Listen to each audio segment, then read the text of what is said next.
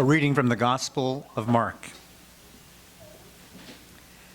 God will evaluate you with the same standard you use to evaluate others. Indeed, you will receive even more. Those who have will receive more, but as for those who don't have, even what they don't have will be taken away from them. Then Jesus said, "This is what God's kingdom is like. It's as though someone scatters seed on the ground, then sleeps and wakes night and day. The seed sprouts and grows, but the farmer doesn't know how. The earth produces crops all by itself, first the stalk, then the head, then the full head of grain. Whenever the crop is ready, the farmer goes out to cut the grain because it's harvest time." He continued, "What's a good image for God's kingdom? What parable can I use to explain it? Consider a mustard seed. When scattered on the ground, it's the smallest of all the seeds of the earth. But when it's planted, it grows and becomes the largest of all vegetable plants. It produces such large branches that the birds in the sky are able to nest in its shade." With many such parables, he continued to give them the word as much as they were able to hear. He spoke to them only in parables, then explained everything to his disciples when he was alone with them. The word of the Lord.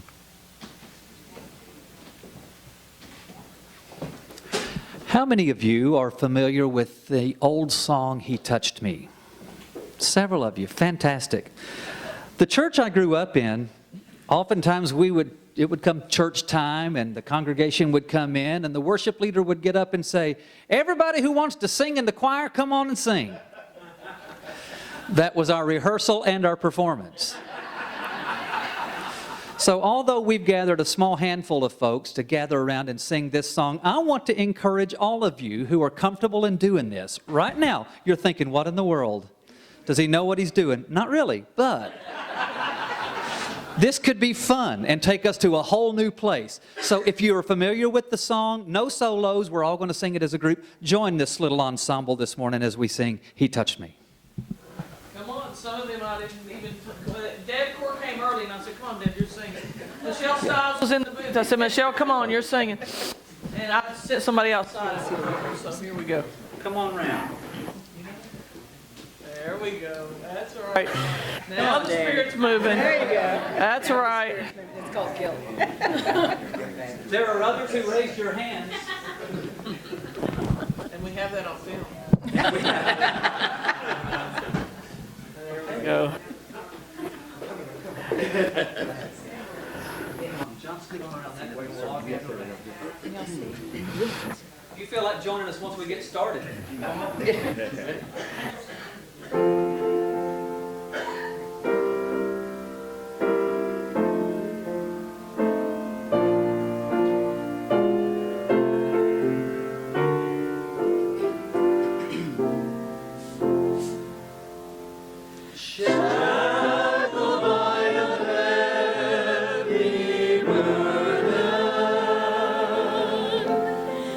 Neath the load of guilt and shame.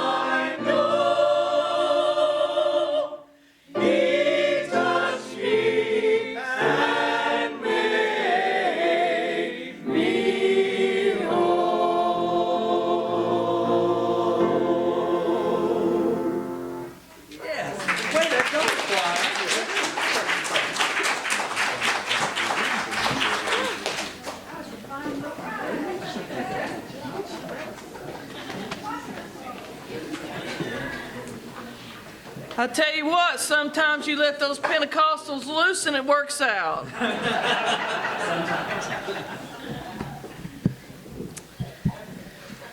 Well, some would say that your pastor has a big personality. I'm going to save that debate, or perhaps you say the foregone conclusion for another day. Yet I admit that I typically fall into a favorite saying of my brother Doug, who says, well, if you're going to be a bear, be a grizzly. It's true that I go about my life passionately. I'm typically either all in or all out. It's a real discipline for me to just be, without finding another financial report to balance in my other job, or a creative worship experience for here, or a long ignored chore around our house. Does anyone else here this morning find it difficult to be still? Not a withdrawn or a lazy kind of be still, although that's not always bad, but a stillness that brings our mind clarity and our soul peace. I think in these past couple of months it has been especially hard to get to this condition of stillness and peace. I shared with some of you yesterday while we were chatting at the Habitat Build and later at the Restore facility that I am physically and emotionally exhausted. And that surprised me a bit because I did take a vacation, 12 days to be away from my other job and a Sunday off here. The pace of my life for sure is quite hectic, but really that hasn't changed. It's nothing new since I answered this ministry call 9 years ago and juggles that and my secular job. So early this week, with a very full agenda and not near enough days or hours to get it all done, I just sat. I didn't plan to. I let our puppies out. I fed the birds.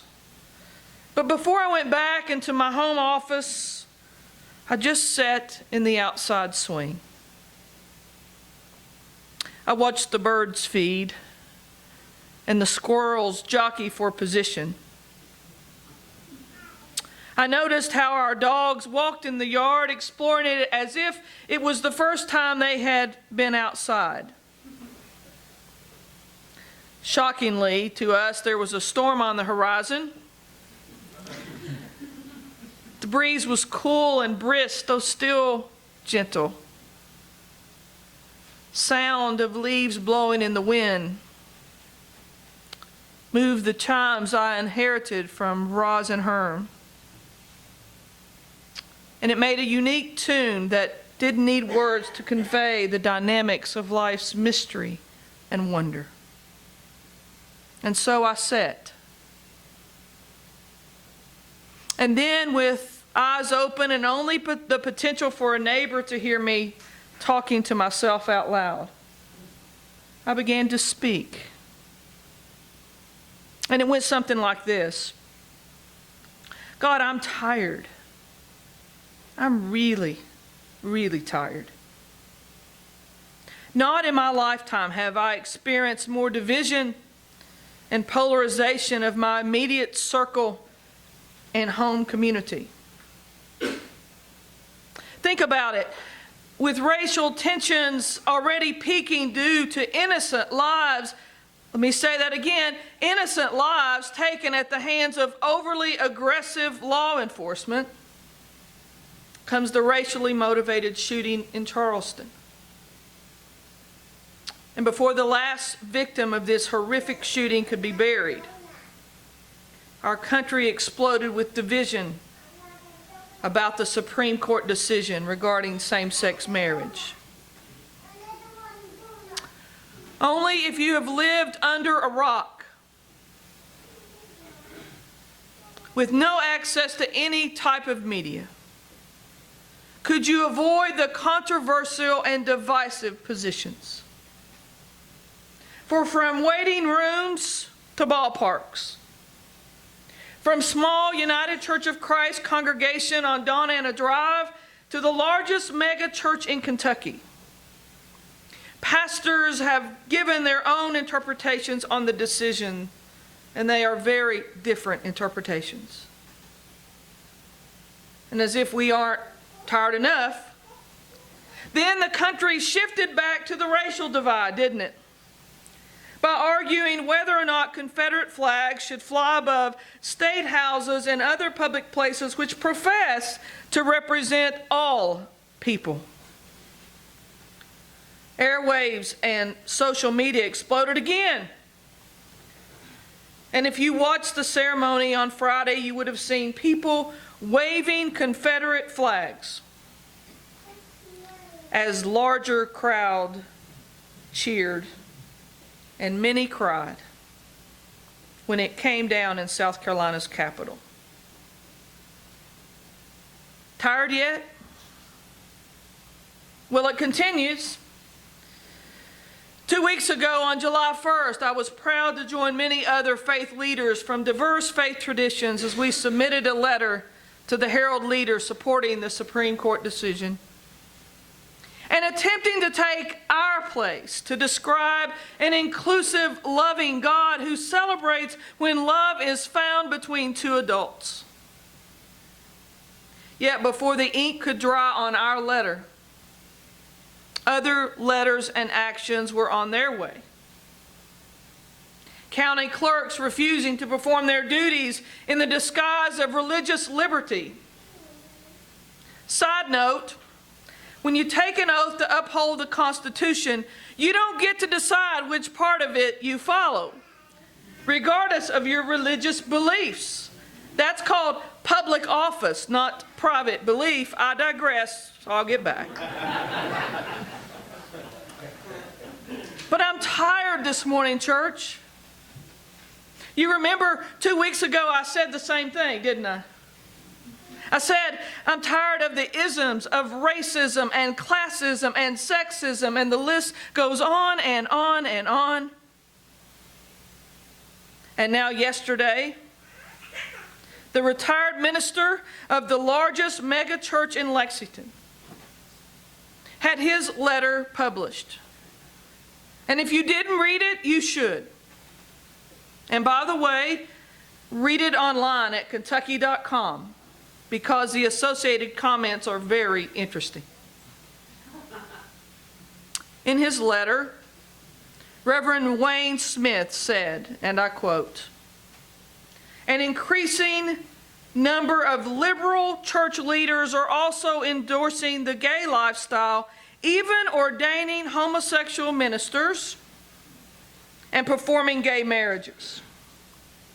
Liberal churches rationalize their stance by pointing out that while the Old Testament condemns same-sex relationships, Jesus said nothing about it, so it must be okay." End quote. And then Reverend Smith continues with what I believe is very weak and inaccurate exegetical work, at best, and what is simply not true, to what affirming denominations and faith leaders base their positions of full acceptance on. Now, I can only speak for me, but let me be clear. I do not think the New Testament trumps the Old. Nor am I a red letter New Testament follower. So for those of you who may be new to church, that means the red letters that are in the New Testament. If I were that kind of believer, it would mean I only follow what some translator and publisher with red ink said that Jesus said thousands of years ago. It seems to me it boils down to this, friends. Does a person take the Bible literally or contextually? And I am tired of folks claiming they take it literally, because nobody does. Amen. Nobody has ever. We don't bash children's heads against rocks when they disobey. We don't think it's okay for a man in power to have intimate relations with a young woman he's hired because he wants an heir and his wife can't have a child. Yet Abraham did just that. And then when Sarah did indeed have a little boy, do you remember what happened? They kicked Hagar and Ishmael out, dropped them off in a desert, and told them, figure it out. We don't believe that's the way to live godly, do we? Does anyone?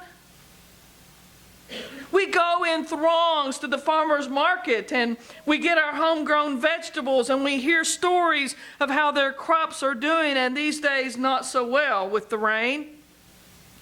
And so as the farmer bags our corn and our tomatoes, our potatoes and our zucchini, all grown in the same garden,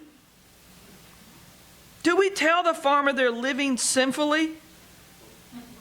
Because the same Levitical code that is used by literal believers to say men should not be intimate with men also says don't grow mixed crops. Literal believers? I think not. It's maddening to me. And we have heard this morning the damage that is done from that message. I'm so very tired of it. And I got to speak out. What gives? You say, well, what does this have to do with anything you might say? Because it seems to me this lesson in Mark's gospel speaks right to this. Listen to how Jesus taught. Not in literal terms, not even definitively. He taught in parables, in metaphors, in stories, analogies, leaving the first listeners, and indeed us, to reflect and listen to how God might be speaking to us through these stories. Jesus trusted those with sincere hearts to follow him. He trusted them to come to their own understandings about what life meant for their living and who God was. And it's my guess from looking at other scripture stories that when these folks heard these parables, they came to different conclusions. It's as if those who compiled these sacred stories hundreds of years after they were first orally circulated, it's as if they knew that somewhere along the line people would be in different places in their life's journey, in their faith journey, in what they believed, in if they believed. And there's room enough for all of us. For I think that's how big God is. Big enough for all of us, but way too big for any of us, including me, to claim we know God's only plan or revelation. Now, I just bet if Reverend Smith came out of retirement and he and I preached this morning on these parables in Mark, we would preach them very differently. I don't know how he would approach them, but here's my take.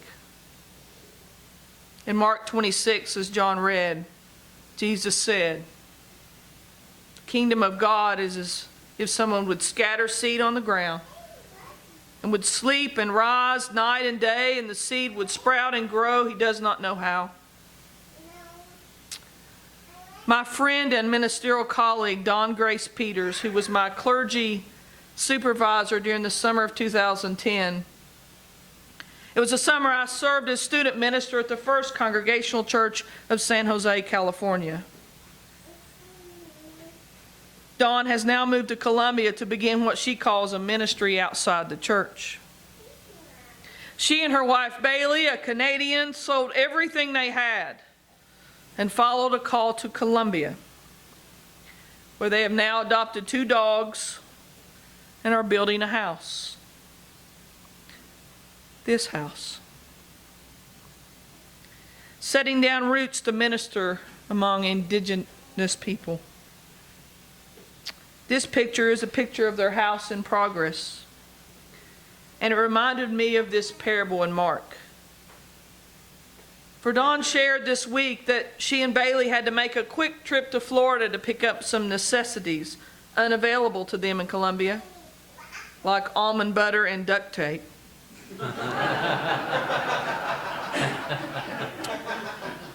And Dawn says, Dawn taught me a lot, influenced my ministry a lot, and sees theology in everything. She said, although they were not there to supervise the work being done, it got done. And she said, God works even when we're not watching. And I would add, God often works best out of sight. Out of the big splash events, away from the crowds, in the stillness of a beach walk, or a mountain hike, or a backyard swing. God speaks to us, perhaps not with what is right for everyone, but for what is right for us. And I think God's that big. Our second parable of today's story is this. Jesus said, the kingdom of God is like a mustard seed, which sown upon the ground is the smallest of all the seeds on earth. Yet when it is sown, it grows up and becomes the greatest of all shrubs, puts forth large branches so the birds of the air can make nests in its shade. My take, again, I'll bet quite different from Reverend Smith's. There was this dream of a new church some 4.5 years ago. No building, no members, no musicians. Just a newly ordained minister only 2 months out of seminary. A mustard seed. Yet, when the rest of the community wasn't paying much attention, this little church grew. Became a pretty big shrub. Oh, you say, not really. It's still a little church. True enough. Ponder this. In 3 years, this little mustard seed church has packed over 20,000 meals for hungry kids. It's welcomed refugees. It's volunteered for habitat builds. It's taken up money and bought necessities for community agencies all over our town. It has formed a church family where you can't walk in the door and throw a dart and not hit a diversity. And all the big branches. Look at y'all. And all the ways that you impact our world and community. Wow, I'm so proud and humbled to be a part of you. Can we do more? You bet. Will we? I sure hope so. But ponder this too. This afternoon at 5 o'clock, I will join other clergy in leading a community worship service. Draw the circle wide. An interfaith blessing of same-sex couples. And make no mistake, many, many people have contributed to make this happen, and I'm so appreciative. I've met some wonderful ministerial colleagues during this planning. But you want to know the truth? What started this whole thing was the Mustard Seed Church. From a conference call that I dreaded, because it was another box on my to-do list, but several months ago, from a conference call with my fellow United Church of Christ New Church Start ministers, an idea came to me, and I found an open group to take it and run with it. And this evening at 5 o'clock, we will join together as a community to give some wounded birds safe nest. People who have not only been denied legal right to marry, but denied the sacred blessing of their faith. And if you join us this evening, I hope you do, you look around while you're there And you'll see Mustard Seed, Bluegrass United Church of Christ folks everywhere to make this happen. So when I read this parable, I give thanks to God that God can do amazing things with mustard seeds. Even when it seems those seeds are out of sight and not a lot of folks are paying much attention. Well, as Reverend Smith concluded his letter to the editor, he wrote this: I beg you to remember that Jesus said, "Blessed are you when people insult you, persecute you, and falsely say all kind of evil against you because of me. Rejoice and be glad, because great is your reward in heaven." Wayne Smith and I probably disagree with what Jesus meant when he made this statement. But I'm thankful that at least we can agree on taking the statement seriously. For I too, my brothers and sisters, I too beg you to remember that Jesus said, "Blessed are you when people insult you, persecute you, and falsely say all kind of evil against you because of me. Rejoice and be glad, because great is your reward in heaven." Amen and amen. I think I may have found relief from my exhausted body, mind, and soul. Rejoice and be glad.